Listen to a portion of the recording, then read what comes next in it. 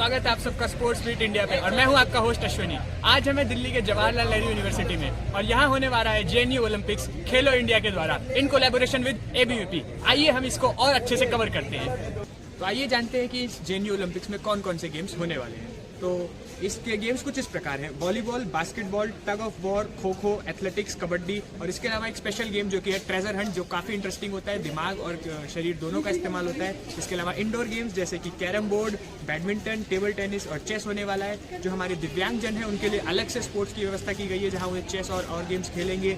इसके अलावा जो इस जेएनयू ओलंपिक्स की शुरुआत है वो एक मैराथन के साथ होने जा रही है। आइए देखते हैं उस मैराथन को। ये मिनी मैराथन दौड़ी गई जेएनयू के रिंग रोड पर और जेएनयू के रिंग रोड की लंबाई है लगभग 3 किलोमीटर। सभी कॉम्पिटिटर्स पूरी जी जान से कोशिश कर रहे हैं। कुछ थक गए हैं तो वो चल रहे हैं ताकि आगे दौड़ के इस रेस को पूरा कर सकें। इस मिनी मैराथन के टॉप 20 स्टूडेंट्स को सर्टिफिकेट मिलने वाले हैं। डिफरेंटली एबल स्टूडेंट्स के पार्टिसिपेशन ने जेएनयू ओलंपिक्स की सफलता में 4 चांद लगा दिए। मैराथन खत्म करके हम लोग पहुंचते हैं स्टेडियम की तरफ जहां पे आउटडोर गेम्स हो रहे थे। सबसे पहले हम देखते हैं लड़कियों की स्प्रिंट और उसके बाद लड़कों की स्प्रिंट। ये दोनों ही स्प्रिंट काफ़ी इंटरेस्टिंग रही और कांटे की टक्कर देखने को मिली। उसके बाद हम बढ़ते हैं जैवलिन थ्रो की तरफ जो बन चुका है इंडिया का नया फेवरेट गेम। और आखिर बने भी क्यों ना, नीरज चोपड़ा भाई ने हमें इतने मेडल जो जितवाए हैं। और इसी में हम देखते हैं अपनी पैरालंपियन अमीषा रावत को भी। बहुत सारे आउटडोर एक्टिविटीज़ को कवर करने के बाद हम लोग आगे बढ़ते हैं इंडोर गेम्स की तरफ। तो अभी फिलहाल हम लोग हैं जेएनयू के टेफ्लास में जहां बहुत सारे कॉम्पिटिशन्स एक साथ चल रहे हैं। आइए एक एक करके सब पे नजर डालते हैं। इंडोर गेम में हम लोग सबसे पहले देखने पहुंचते हैं चेस को। जहां चेस हो रहा था वहां मेरी उम्मीद से बहुत ज़्यादा शोर हो रहा था। चेस के बाद हम लोग देखने पहुंचते हैं कैरम बोर्ड, जिसे कॉम्पिटिटिव लेवल पे होता देख दिल को बहुत अच्छा लगता है। चेस के बाद हम लोग पहुंचते हैं अपने दिन के आखिरी गेम यानी बैडमिंटन की तरफ। बैडमिंटन खेला जा रहा है टेफ्लास के ग्राउंड फ्लोर पे और इसका मजा लेते हैं। फिर हम बढ़ते हैं अगले दिन के एक्शन की तरफ जहां सबसे पहले हम देखते हैं गेम्स के लिए हो रही तैयारियों को और इन तैयारियों के बाद हम देखते हैं रिफ्रेशमेंट्स के लिए हो रही तैयारियों को जो कि अलग अलग कॉम्पिटिटर्स को मिलने वाली थी। इन तैयारियों को रिकॉर्ड करने के बाद हम पहुंचते हैं स्टेडियम की तरफ जहां चल रहे हैं बहुत सारे एक्साइटिंग गेम्स, जिनमें से एक है टग ऑफ वॉर जो आप अभी देख सकते हैं।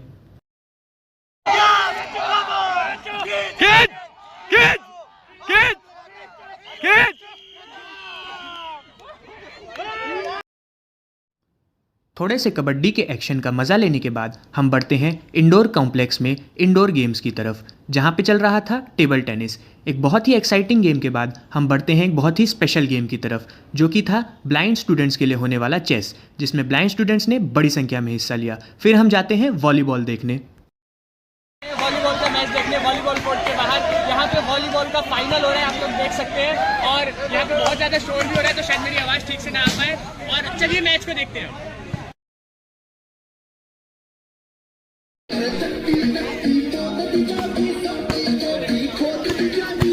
तो जेएनयू ओलंपिक्स के 2 दिन खत्म हो चुके हैं। कल इसका तीसरा और फाइनल दिन है। हम खड़े हैं पंडित जवाहरलाल नेहरू की मूर्ति के सामने और मैंने सोचा कि क्यों ना कुछ वक्त निकाल के आपसे बात कर ली जाए, क्योंकि इस बिजी कवरेज में वक्त ही नहीं मिल पा रहा कि मैं कुछ अलग से बोल पाऊँ, कुछ बता पाऊँ, क्योंकि बहुत सारे स्पोर्ट्स हो रहे हैं, बहुत सारे इवेंट्स हो रहे हैं। किसी भी दूसरे मल्टी डिसिप्लिनरी इवेंट की तरह यहाँ पे भी ऐसा ही हो रहा है। कहीं पे टेबल टेनिस खेला जा रहा है, कहीं पे बैडमिंटन खेला जा रहा है, कहीं पे चेस खेला जा रहा है। वहीं जेएनयू का स्टेडियम जो हमने आपको दिखाया वहाँ पे एथलेटिक्स हो रहा है, वॉलीबॉल के लिए अलग जगह है, बास्केटबॉल के लिए अलग जगह है। तो बहुत ही विशाल ये इवेंट हो रहा है जो यहाँ के स्टूडेंट्स के लिए काफ़ी अच्छा होने वाला है, क्योंकि जेएनयू एक ऐसी यूनिवर्सिटी है जिसे स्पोर्ट्स के लिए तो बिल्कुल नहीं जाना जाता। ये एकेडमिक्स के लिए काफ़ी फेमस है, पर स्पोर्ट्स यहाँ पे उतना कल्चर इसका यहाँ पे स्ट्रॉन्ग नहीं है, ना इसका इंफ्रास्ट्रक्चर इतना अच्छा है।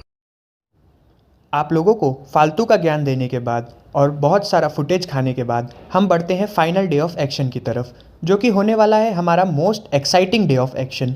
यहाँ खेले गए बहुत सारे फाइनल्स जिसमें से रिले रेस का फाइनल भी एक रहा और इन फाइनल्स के बीच हमारे साथ आ रहे थे बहुत सारे गेस्ट जिन्होंने खिलाड़ियों और वॉलंटियर्स दोनों का ही हौसला बढ़ाया।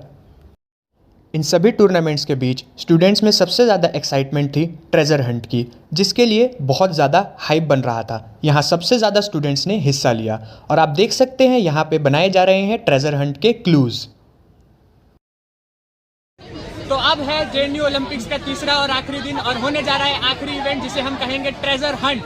ये एक ऐसा इवेंट जहां सारी टीमें आएंगी, खजाना खोजने की कोशिश करेंगी। लगभग सभी टीमें यहाँ पहुंच चुकी हैं। आप सोच सकते हैं कि कितना शोर यहाँ पे हो रहा है और इससे पता लग सकता है कि कितना इंटरेस्टिंग ये इवेंट होने वाला है। 61 टीम्स ने रजिस्ट्रेशन किया है और टॉप की 3 टीम्स कौन सी होंगी ये हम देखते हैं। जुड़े रहिए हमारे साथ।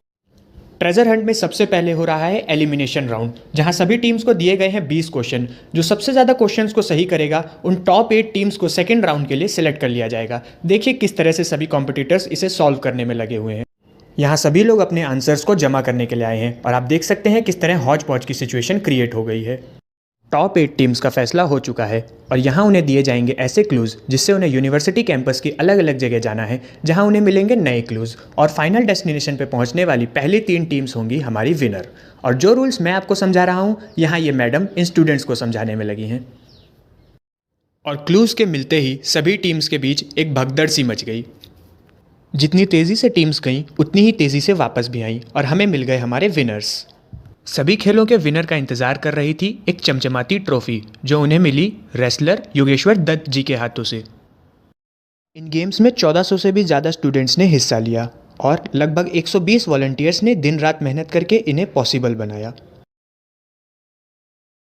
एक बार आप यहाँ आइए, बस अब आप सम्मानित कीजिए। और ये बहुत बड़ी बात है, आपके बीच में से निकल के पेरिस ओलंपिक में, पैरा ओलंपिक में देश का प्रतिनिधित्व किया। अभी आप जिन्हें अपनी स्क्रीन पर देख रहे हैं वो हैं अमीशा रावत, जेएनयू के एक ऐसे स्टूडेंट जिन्होंने पेरिस में हुए पैरालंपिक्स में भारत को रिप्रेजेंट किया था। वीडियो में जेवलिन थ्रो के समय भी हम इनके बारे में आपको बता चुके हैं। इन गेम्स का जेएनयू पर एक लॉन्ग टर्म इम्पैक्ट हमें देखने को मिलेगा क्योंकि स्पोर्ट्स से हमेशा समाज में ब्रदरहुड और डिसिप्लिन में इजाफा होता है। और हम लोग भी स्पोर्ट्स पे बहुत सारे वीडियोस बनाते रहते हैं। इन वीडियोस को बनाने में बहुत मेहनत और बहुत टाइम लगता है, तो मैं आप लोगों से गुजारिश करूंगा कि प्लीज़ हमारे चैनल के दूसरे वीडियोस को भी देखें और ऐसे और एक्साइटिंग वीडियोस के लिए हमारे चैनल को सब्सक्राइब करें। And please don't forget to share this video.